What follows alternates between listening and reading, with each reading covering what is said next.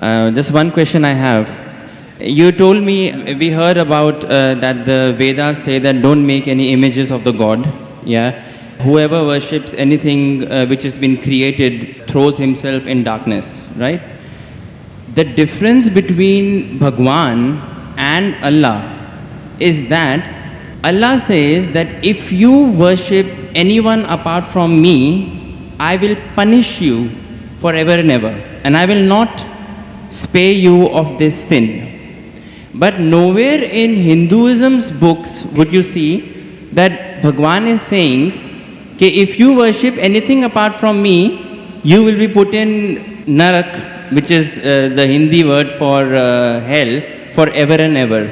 Now why I'm saying that to you is, the concept of God in Islam, Christianity and Judaism is the same, in which he feels bad if anyone worships anything else apart from him. But the concept of the other side of the religions, which is Hinduism, Buddhism, or those sides, the concept of God there, I think, is more, the God of those religions is more large-hearted, because he doesn't say to you that I'm going to put you in hell if you don't worship me. Although I understand that it is wrong to worship idols, it is wrong to worship created things. But I do feel that because that, I somehow feel that, you know, Kulhu Allahu Ahad, Allahu Samad, Lam Yalid wa Lam Yulad. Basically, God, there is nothing like him, right? So why in the Quran or the Bible or the Jews' scripture, we are attributing a human feeling to God, that, let us say, my father gives me everything, he gives me all the money, and I give that money to the poor people, right? Now one day, if I forget my father, yeah, so my father will feel bad. But this is the human nature.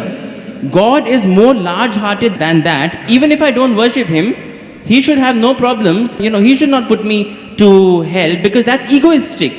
Egoism is a part of human nature, not of God, is what I feel, according to my understanding.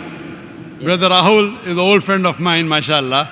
Whenever I come to Dubai, no question answer session goes without him asking a question. He's following me since many years. When I came in 2005, when I came last year, and yesterday night, we had a good session for a couple of hours. And though he didn't mention his name, he's Rahul, mashallah. And we pray that may Allah guide him. Inshallah, may Allah give hidayah. And he asks very good questions. Always difficult questions, very good questions. I like it. It's a challenge for me. He asked me new question. I like challenges. And always I say he asked a good question. This is one of my last questions, sir. One of my last Last question before you accept Islam. One of my last questions. Before you accept Islam.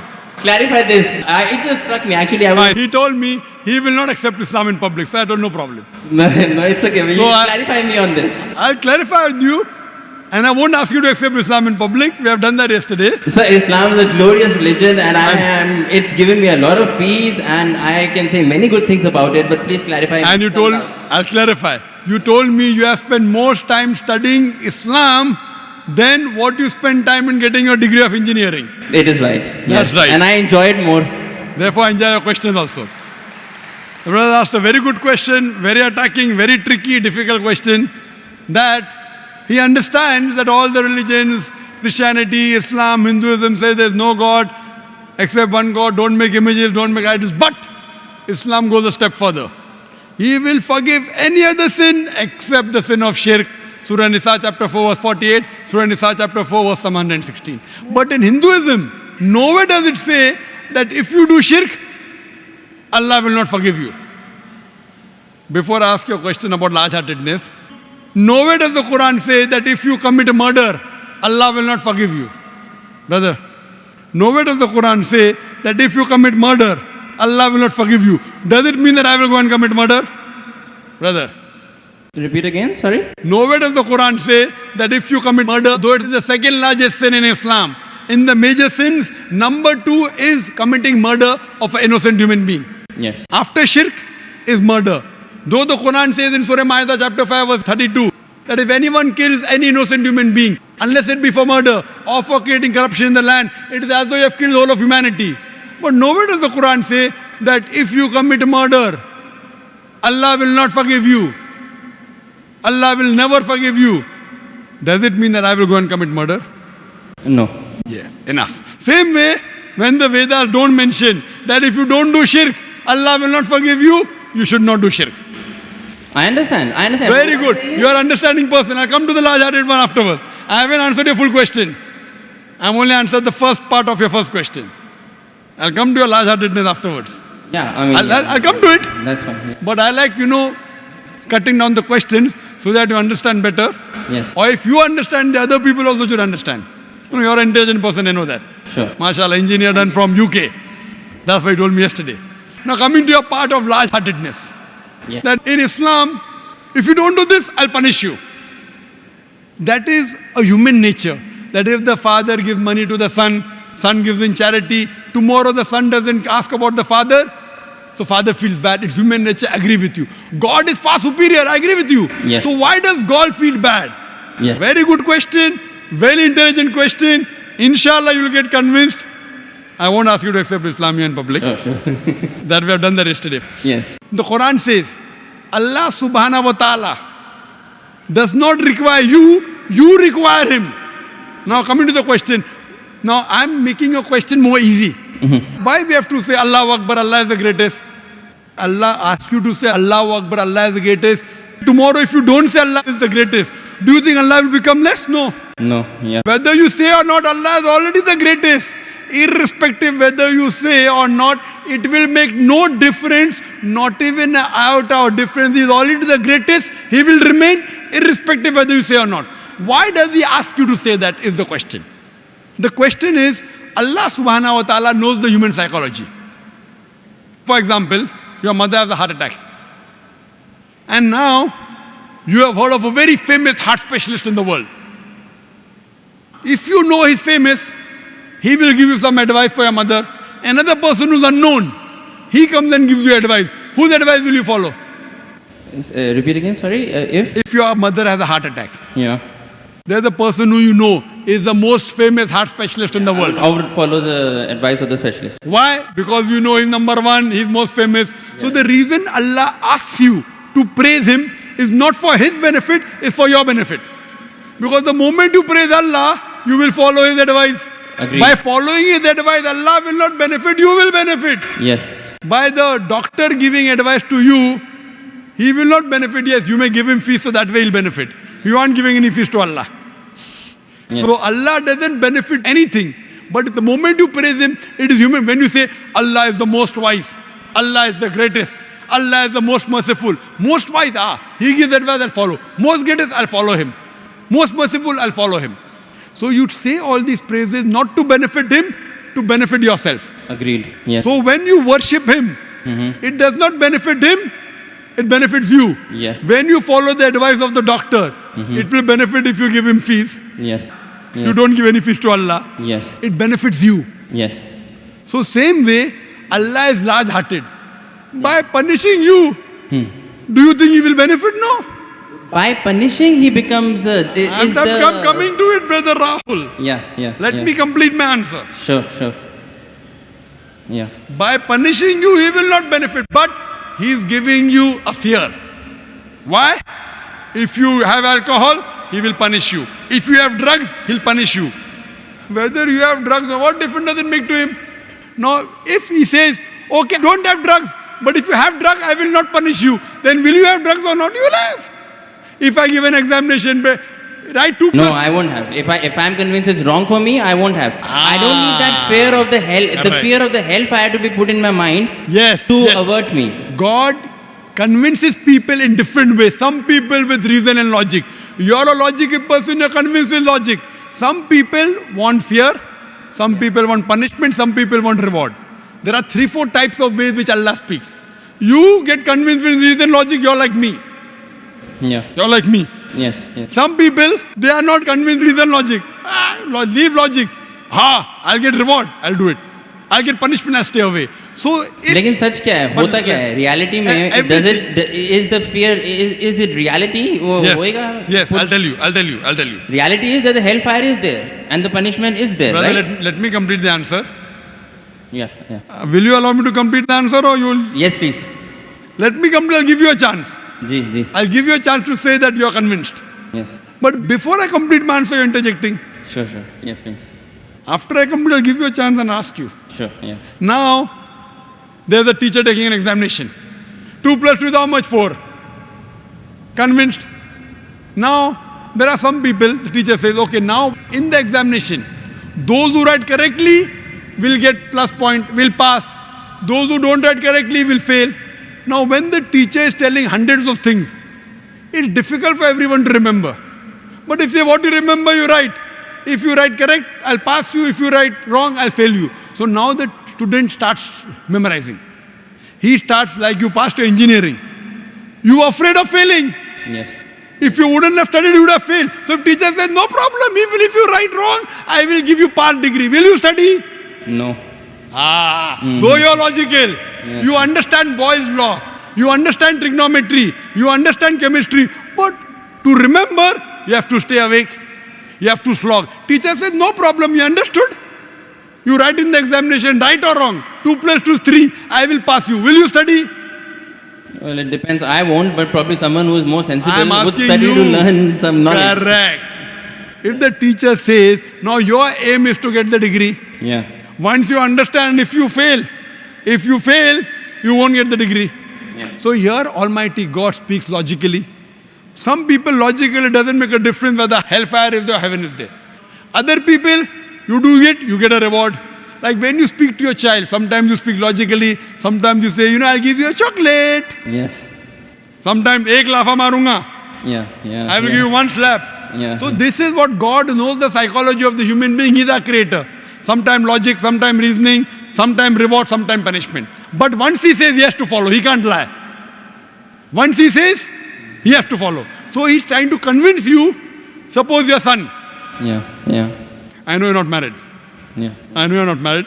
Inshallah, one day when you get married, and if your son, Yes. inshallah, will marry a Muslim, inshallah. Yes. Inshallah. So your son, when you have a son, Yeah. 5 years old, he wants to jump from 10th floor. You say, my son, don't jump, you'll die. I want to jump.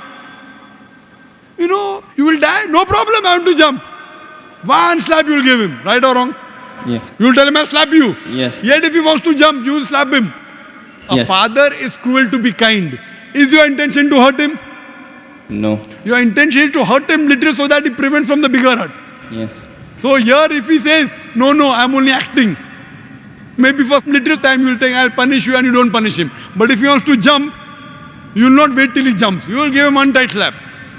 The same way God here, he tells you this is good, this is bad, this is reward, this is punishment. And once he says something, he's honest. In Islam, God is the most kind. He wants the human being to improve. The other God, okay, no problem. Even if you write wrong, I'll pass you. What kind of a teacher is this? Suppose tomorrow, there's a student studying with you. He writes wrong answers. You slog. You stay awake in the night. This person plays hooky, enjoys, writes everything wrong. And the teacher says, both get first class first. Will you be happy with the teacher? No.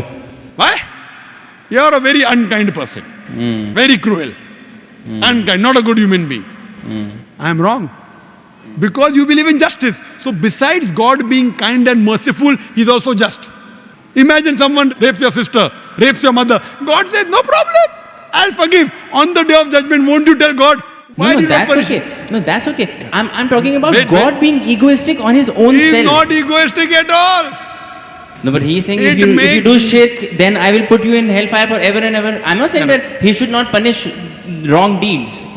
But he is putting on his own self that if you associate partners with me, along with worshipping me, if you worship someone else, even then I will not forgive you.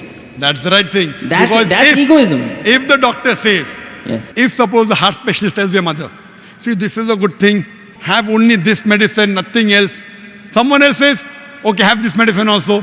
So that heart specialist tells you, if you mix it with something else, the mother will die. So will you listen to somebody else or not? Will you listen or not? Heart specialist saying, don't have anything else except this sorbitrate. Keep it below your tongue. Yes. Now another doctor comes, I'm a very good doctor. You don't know him also. I will listen to heart specialist. Correct. Yes. Heart specialist specialized, but God is a bigger heart specialist. So heart specialist you want to follow, you don't want to follow your creator who's created your heart. What No, kind no, of no, a... no, sir, sir, Wait. Let me complete. Yes. Let me complete. Yes. So you, being logical, Yeah. when you want to follow the heart specialist, when the heart specialist tell you, don't listen to anyone else because they have told you the total truth, that heart specialist can be wrong because he's a human being. Almighty God, when he says, do not worship anyone else besides me, he knows that if you think somebody else is also the greatest, and if you follow something wrong, it will harm you. God does not want to see to it that his creations are harmed. He is going out of the way to give you an ultimate warning. Other sins, maybe I will forgive. That is one type of murder, is one type of sin, very wrong, second largest. But one, if you worship somebody else, you can do anything. You can start murdering, you can start having drugs, you can start raping. It's too dangerous. This is the guidance. It is complete. Because he is the creator, he knows no one else is the creator. Now someone else tries to behave like a creator when God knows no one else can create you. It is very dangerous. That's the reason he says that following advice, worshipping anyone, obeying anyone as the creator, not obeying normally. Normally you want to obey a father, no problem. Obey a mother, no problem. Going against the commandments of Almighty God. Worshipping somebody That is else. what I'm trying to find out. Is that the right God who is saying that if you associated partners with me, I will never forgive this sin? You are taking, it's a catch-22. I am questioning whether a God who thinks like that, is that the correct God? Correct God. You are saying he is the correct God, hence Why? he knows. Why? Yes. I have checked up with science. This Quran passes Yes. the test. When I put science to your Hindu scriptures, it fails. Yes. When I put science to Bible, it fails. So even if I agree with you with my earlier question, maybe this is ambiguous, fine. 80% is proved to be 100% correct. 20% is ambiguous. Inshallah, logically, even this will be right. If I have to put that way. But the other way, if a doctor who is solid... Stronger argument would be that 100% is argument, correct. 100% 100% of it is proved that it is correct. If 20% ambiguous is I'll there, tell you one thing, brother. Your mind hasn't reached that level. My mind hasn't reached that level. right. The science hasn't reached that level. Maybe 100 years afterward, 1000 years after, it will be proved 100% correct. We are limited. The problem is in you and me, not in the Quran. Similarly, but a person who's very powerful, a person who's a heart specialist, he knows his stuff very well. He'll be sure. Do this, nothing else. A person who's not sure, okay, have this medicine also, have that medicine also. So person who's cocksure of himself, like the Creator Almighty God, he will give this commandment. Now he's cocksure. You are not cocksure about him that he's the Creator. Yes. Once you're cocksure, you'll follow. I am cocksure that this is the word of Almighty God. You aren't. Yes. So once your research gets complete, Yes. you know very well that the other scriptures don't pass the test. Yes. I challenge you to get any scripture that you know of which is even close to the Quran. No, this is the strongest scripture that that's so, for sure. So when you know, Yeah. I can't ask you to accept because you know we spoke yesterday. Right, okay. But when you know it is the thing, then the ego is in you, not in Almighty God. The ego No, is I in don't have you. ego. I don't have ego. And I pray to I Almighty told you God. all the ones I have read, this is the strongest. I Yeah? pray to Almighty God. You know, because I love you, Rahul. Yes, I love you too. I love you. That's the reason I pray to Almighty God to give hidayah. You don't have to proclaim. You asked me yesterday, do I have to proclaim? I said, no, you don't have to proclaim. Yeah. So I think that you are a person who submit your will to God, and may God guide you, and may you get a good submitting Muslim life partner. Thank you. Thank you.